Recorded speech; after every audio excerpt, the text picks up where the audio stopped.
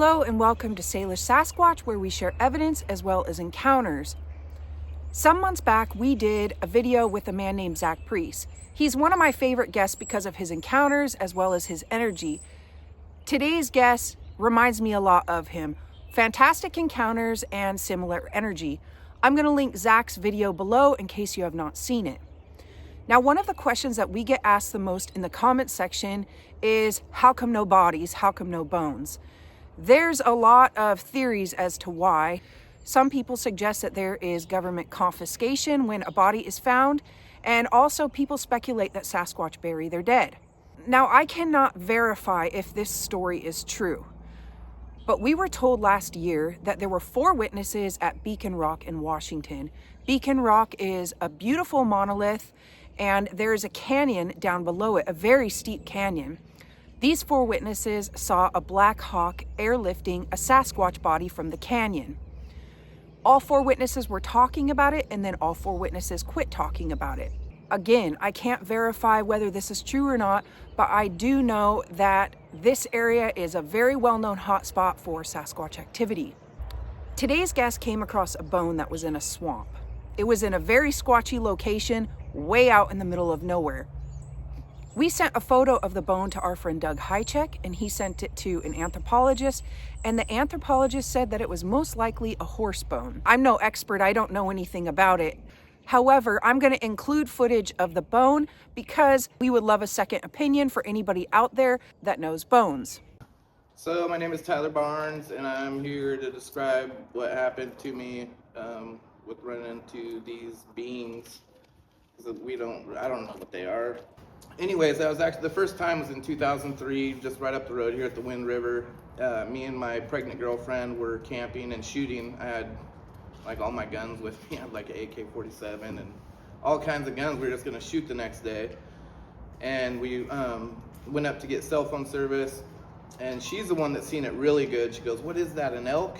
And I looked over and I'd seen the arm moving and a stride, and then it was gone.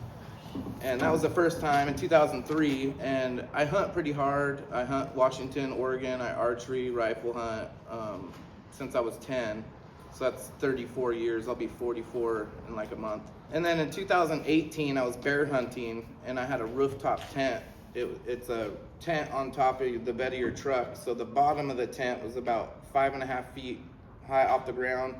The top was about 10 feet high. This road was at the very end of the road out Grays River in Washington. And it's very rugged country. Literally the end of the gravel road is where I was camped at, like end of the road. And about 2 in the morning, because I'm a light sleeper, I had my gun in my truck in the tent, and I heard some rubbing on the tent, and it was really high. And I was like wondering what that could be. I was thinking like a bat flew on it or something. And the longer I heard it, it was rubbing, and then you could almost see it pushing in on the tent, like feeling it. And I was like, man, I wanted to get up and unzip the zipper because I had a flashlight with me too. And I was just like frozen. I couldn't move at all. Like I wanted to go open it up so bad. Like I wanted to, but I just couldn't move. I was like frozen, and I have no idea why. When you said you were frozen, do you think that was something that they did to you? I mean, it had to have been. Like I wanted to move so bad. I wanted to get up and unzip it, and I had a flashlight and everything. I wanted to so bad, and I just couldn't move. I was just sat there and just listened to it. It was the weirdest thing. It was like a dream, basically. Like when you have those dreams and you're trying to run, but you can't run or whatever. I mean, I can only imagine if it freezes me up, what it does to the other animals, The big one that I had that really woke me up was September 1st, 2022. I was archery hunting in Oregon at the coast, and it was a pretty crazy experience. So I was hunting, and I had binoculars on my chest, and I'm walking, and I hear snapping and popping in the bushes, and I look down, and there's elk poop right at my feet, like this coming off this steep. It's steep. I go up all the steep hills, and so I kept hearing this popping and snapping, and so I grabbed my binoculars thinking that, okay, there's an elk coming through or whatever, because I'm chirping with the cow call. And I'm looking through the binoculars, and I see what looks like the top of a head, like moving like like it was doing something. And I was like, what the heck is that? And I kept staring longer and longer, and then it stopped and it turned its head, and I seen the top of its head. And I was like, okay, I knew it wasn't a bear or anything, and I started like kind of shaking like this. Luckily, there's a tree right next to me about like that big around, a little sapling tree, and I was able to like lean against it to like stop my shake. And this is at 8 in the morning, so I get up this hill, and I never left this spot until dark. I stayed there all day watching it, and I was staring through these openings with my binoculars, catching the movement. I tried to get my phone up in the binocular. It's just so, I mean, you're only seeing through the holes, you know. September 1st, it's really thick and green. And so I'm staring and staring, and I've caught some pretty good glimpses of him. It was a side of his head. I'm saying it's a he because it looked pretty manly. And the jaw just looked like 2-3 inches thick. That's what really stood out the most, was this jaw. And it had like a black skin to it, and like its lips were like gray, like elephant color. And they were working in there, and there was a big oak tree that had fell, and there's a couple pine trees that fell too, and it had like this brush over the top of like sticker bushes. So it looked, when they were working, you could see the bushes just moving all over the place. And there had to have been a few of them in there. And I've hunted in Washington, Oregon my whole life, and I've never smelt them, never seen footprints or anything like that. But I started smelling them, and I knew whatever they were behind me because the wind was blowing this way down in there, and it smelled like a really pungent skunk mixed with like body odor, like if you haven't showered for like a month, like really, really strong. It was like two smells, like really pungent, and then like the armpit. So it wasn't like one smell, it was like two really strong smells with it. And yeah, these guys were working in there. I don't know what exactly they were doing, but I think one was digging, and then the others were doing something. And that was a really crazy experience. It was funny because when I first seen him, he kind of like sat up and was like he was almost like throwing a fit from working or something. Like he didn't, like he was kind of, you know, because they were digging in there. There's a lot of work going on out there. But you saw him exhale? Yeah, he was like kind of like doing. You got to do the dishes. You don't want to do it. He's like leaned up against the tree. One was big. The one I seen was probably more mid-size, or probably not a full-grown adult, but it was still big. Like you can see the jaw really just stuck out to me. It was really cool. How many were there? I'm guessing at least 3 or 4. At least, well, and whatever was behind, I know there was something behind me too, because I could smell them, and the wind was blowing to my back, and I'd get whiffs of them here and there. Do you think it was watching you? Oh, it had to have been. Just keeping an eye on what you were doing? Probably. Because I had a 10mm pistol on my chest and a chest rig, and then I have my binoculars that go over it. But I mean, yeah, I would never shoot one. At first I was like, because I'd picture, man, what if I ever do want to run into one of these things? And I got so scared, and like I was freezing up, and it's like, you know, I'm almost trying to prepare myself, because that would be really cool if, you know, I could get really close like that, and it would be awesome to not be scared. But I think I am. I think I'm past that. I've pictured a lot of things. I've pictured, you know, me like, that'd be just so cool. I pictured myself like if I was to see one, it'd be big. I was like, man, I'd feel his arms. I'm kind of a goofball, so I'd be like, man, it'd be kind of cool to go up to one and just like let him feel the big old biceps and stuff. And when I was watching them throughout the day, or watching because I was staring in one spot, and my eyes were hurting from staring at these things, and something popped in my head about me shooting one. Like it was showing me like shooting one, not any words, just like a visual. And like I was like, whoa! I stopped it right away. I was like, the heck, you know, like why are you putting that in my head? And I just like, I don't know why I thought this. Maybe because like I'm a peaceful dude or whatever. But I just pictured my hand like going up against theirs or something, like we're kind of like the same, you know, and I'm like, you know, no, we don't, like, basically, whoa, no. And that was weird to me too. I was like, okay, that was really strange that they would, and I know that was definitely them too. I think that, me personally, they put all this stuff in our food and our water.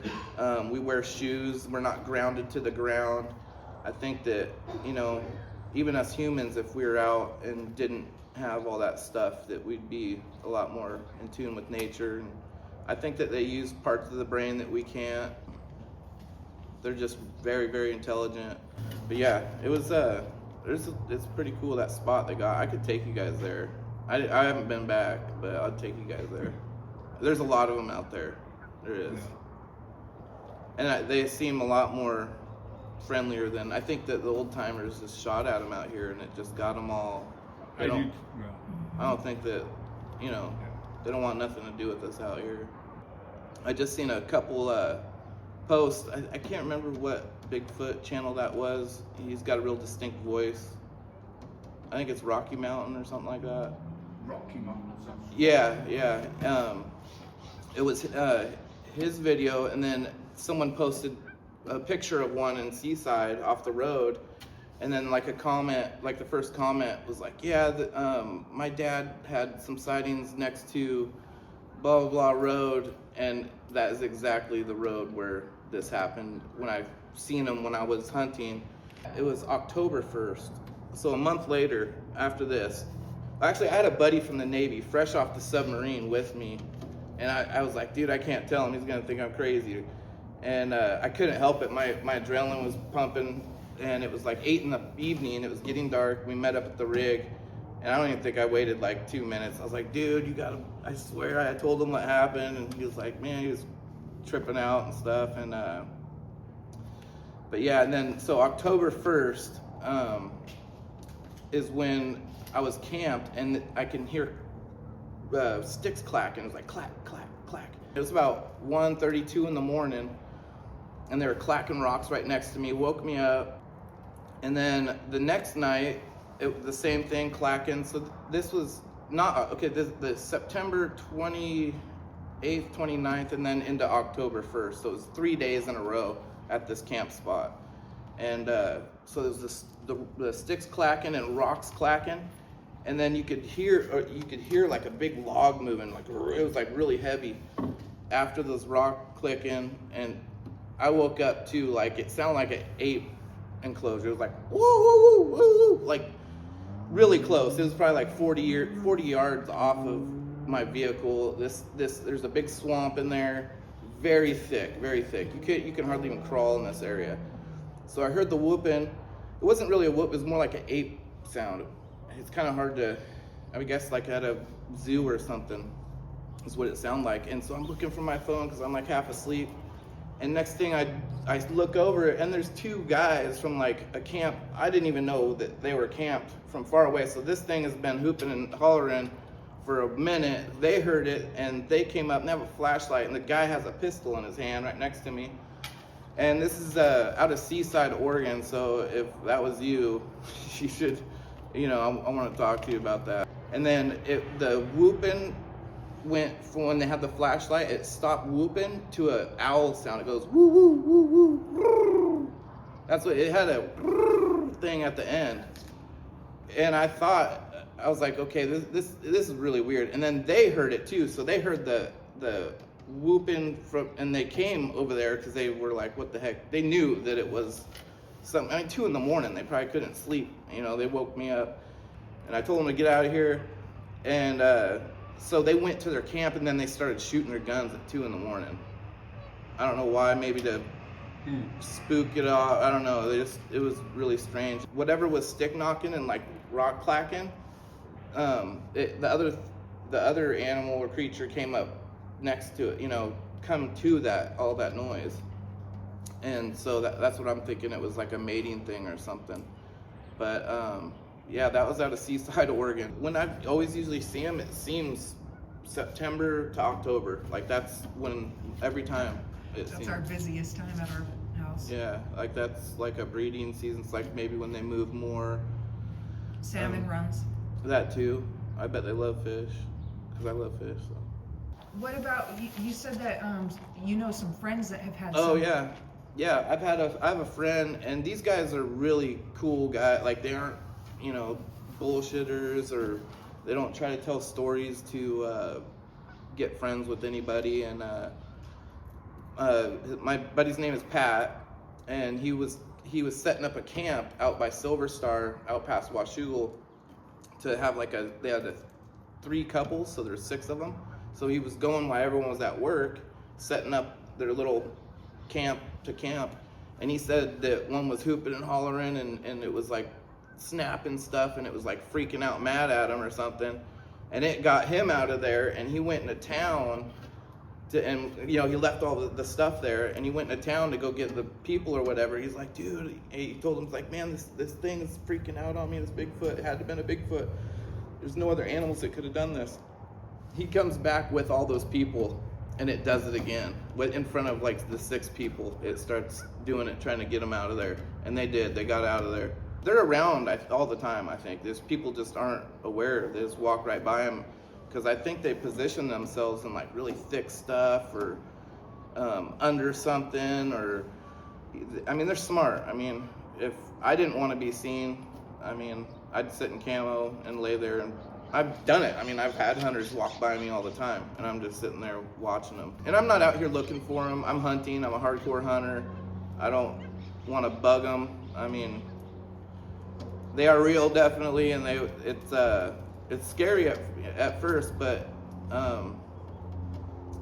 you know, once you get past it and know that, I mean, if they wanted to hurt you, we'd be done for. Our hunters would be done for out there. Like, I don't see cougars in the woods. I've seen one, and that's it. Like, the woods out here, if you're a non-believer, don't know, you just need to get outside and go out in the mountains and get onto a gravel road, and then go to the end of the gravel road, go near water. If you want to, don't be looking for them, but they'll come find you if and make themselves known if they see fit. But other than that, I mean, that many years in between, and I'm, like I said, I'm hardcore. I'm putting miles on.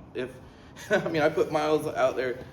Like, literally, if you track my phone, it'd look like a big old mess all over the woods in the country. So I mean, I go way hard compared. Like, not many people can keep up with me out in the woods, and that's a fact. I mean, I go up the steep, rugged terrain. I mean, I go camp out there night after night, and I can only point to what, three or four circumstances. A little bit of background, when you first saw one, were you aware of them?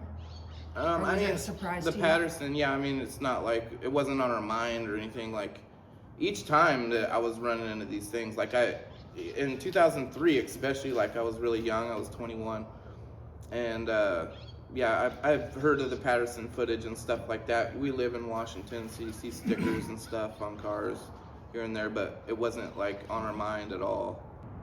Yeah. I think they're different too. I think that some are like Patty. I think some are, you know, from what I've heard down, like, say, Florida or whatever, like the skunk apes or whatever, you know, they're all so different. Like, I think they adapt to where they live, and they're so adaptable, and they'll go with the area they live. And the Patterson footage is really, I could even say, you can put Shaq with the feet on her. I mean, her feet were huge. If you put those things, 15, yeah, 7. yeah. If you put Shaq, a 7-footer, with those, a human walking in a sandbar, you're gonna walk worse than a clown. And she was out of the whole picture in seconds. I mean, I'm really good with judging distance and size because I archery hunt, so you got to know the distance pretty well. And there's no way that a human in a suit, I mean, obviously we all know that it's not. You can see the muscles. MK Davis has some really good breakdowns. You can see her butt cheeks, you can see her breast bouncing, her nose to mouth gap. I mean, if you had a human with that gap, that alone is, you can't do that. You can't fake that. Plus the mid-tarsal break, you catch her foot going up and it's like stomp. I mean, it's just crazy footage. I don't know how anyone could deny that. There's all kinds of stories. There's a story back in early 1900s where they had a juvenile like on the train. It was like a kid or something, and they grabbed it and had it for a little while, and then it just disappeared, I guess. But Jacko. oh, another thing I'd like to bring up is the like all the howls, like the big loud howls that people record. You know, like the big woo, like the crazy, like it sounds like it's out of a big drum.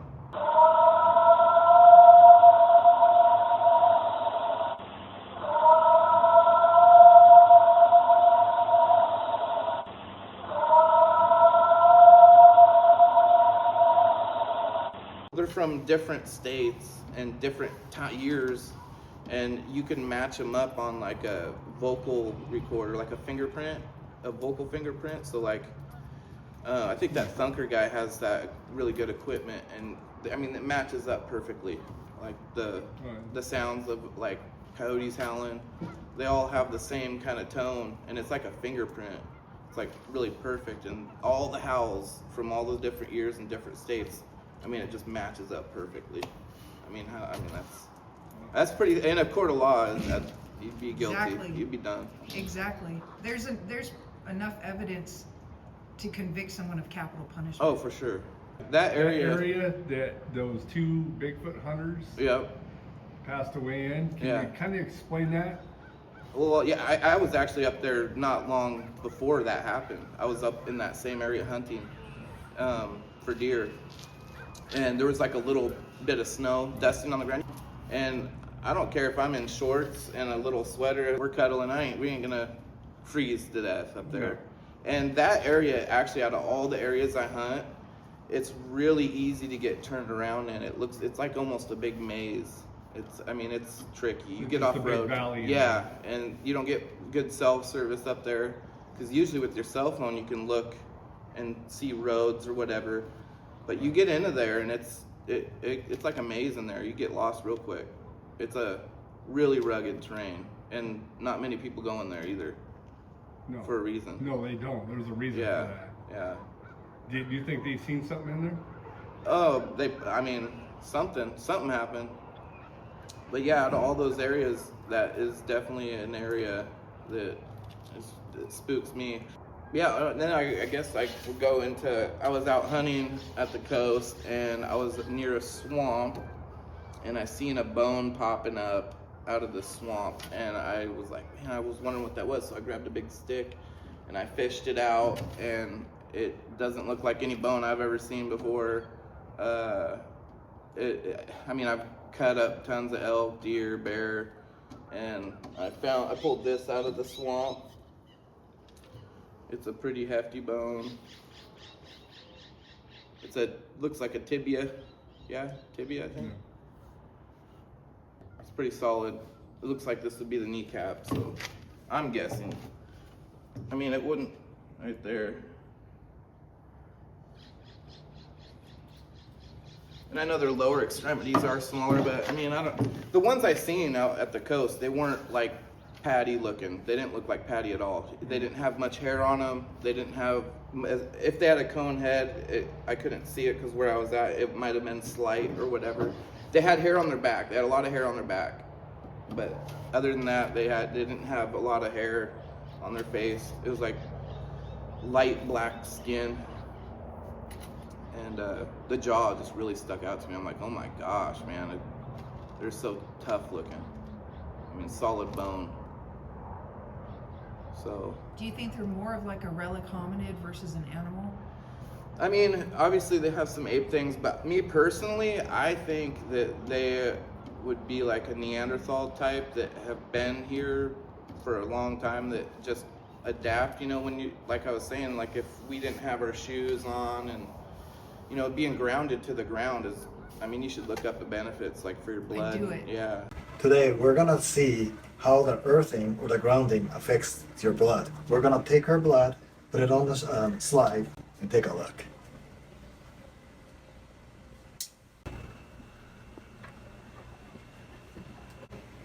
As you can see, all her red blood cells are stacked up. This is called a stacked up cell. And let's go see if the earthing can help improve a little. They're actually earthing right now, and they're just starting to ground. So we'll see them back in 10 minutes. Let's see how the earthing or the grounding has affected her blood.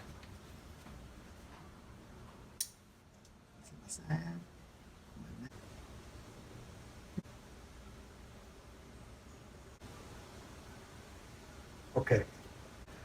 As you can see, the blood, before and after the earthing, is obviously changed. So after you do the earthing, the blood can circulate better. This is a good example. Yeah, I always try to walk bare feet too, as much as I can, like on the beach or whatever. If you're gonna go after them, you're never gonna come close. If you go looking for them, if they're curious about you, they'll come into you. And other than that, you ain't gonna see them. I mean, come out here and try to see a cougar. I mean, it's tough. And I spend a lot of time in the woods. Like I live in the woods like 3 months a year. Like I'm living in the woods. So. Yeah. And these creatures have way more on a cougar. Oh yeah. I mean, they're like I was thinking, they got to use different parts of their brain than we do. And think if you're in the woods and a car is coming, you can hear that sucker coming, right to, you'll never see me if I was not wanting to be seen. And they got the best camo too. I mean, I got good camo, no one see me out there. So, and these guys go off, I mean, you got to figure they're in the stuff where they know their little safe spots, and they can go out from their little, and they're never alone from what I've understood. I mean, I may have seen one, but who knows what's around. I guarantee they're not running solo. Us humans, you try to walk through the woods, you sound like a cow. You sound like a lost cow unless you're really, really moving slow, or yeah, I mean, you literally sound like a cow. I mean, we're not quiet, we're really loud out there in the woods. There's been a lot of times where I've been in the woods and you're like, okay, this is creepy. Like you just get, like, whoa, like something's telling you to get out, and you get out. I don't know, and I don't have that often, but there's a couple times at the Oregon coast out there, and this is before, like, I think it was like 2020 when I was hunting, but I never seen nothing that year, but I mean, I had that feeling a couple times, like, this is just creepy, and I was like, get out of there. So there's not many places, like I'm not afraid of anywhere in the woods, and then all of a sudden I get that feeling. I mean, it's kind of weird. After those experiences, I've come so close anyway to them and watched them. If they wanted to hurt me, it would have already been gone. I would have been missing. For all you guys on the couch think, oh, they're not real, come out, come up a hill. I mean, get off the road, I dare you. And you will look and see the expansion as far as your eyes can see, 360 degrees of nothing but just rough country. It will chew a man and spit him out like nothing.